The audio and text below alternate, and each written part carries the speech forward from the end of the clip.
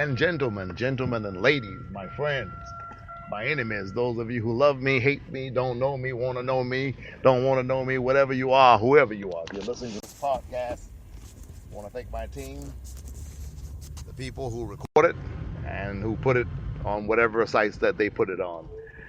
I want to take this marvelous opportunity to first and foremost thank God just for the opportunity to be in the land of the living one more time. We know that a day is not for sale. How much money would you pay to have one more day on the planet? One more day of life, one more day of living. How much money would you pay to just live one more day if you knew you had to go soon and the good Lord let you bargain for one more day to do whatever? How much money would you give up just to be alive one more time? And I submit to you that hundreds of people went to bed last night right here in Los Angeles, where I'm located, where some of you are located, and they did not wake up this morning.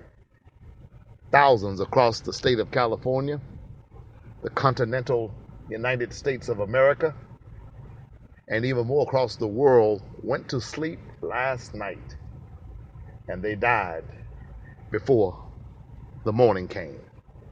But for some reason, God has been merciful enough.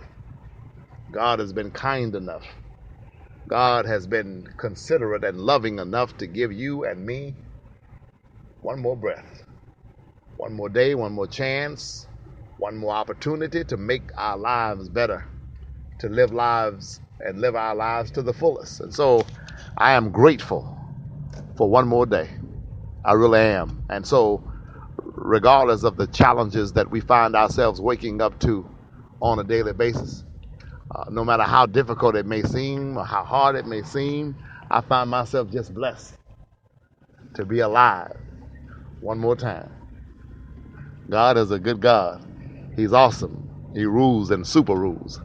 And I thank him for the Holy Ghost. I thank him for the heavenly host. I do. I'm glad. Listen, so somewhere along the way, this buffoon, this narcissistic Looney Tune, was able to con his way into the highest office in the land.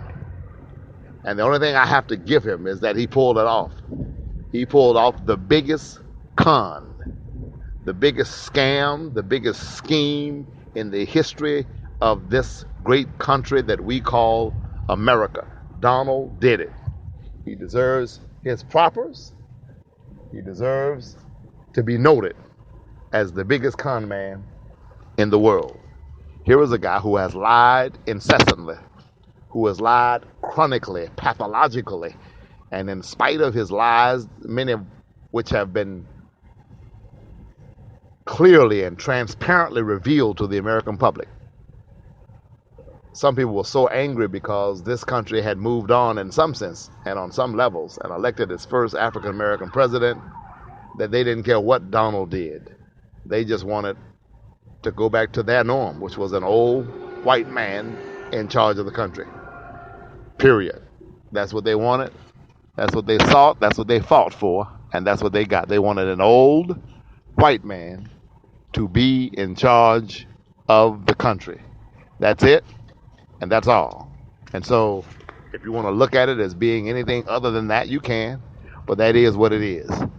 And certainly not everybody who voted for Donald was racist. Certainly not everybody who voted for Donald is racist. That's just not the case. I'll be back right after this.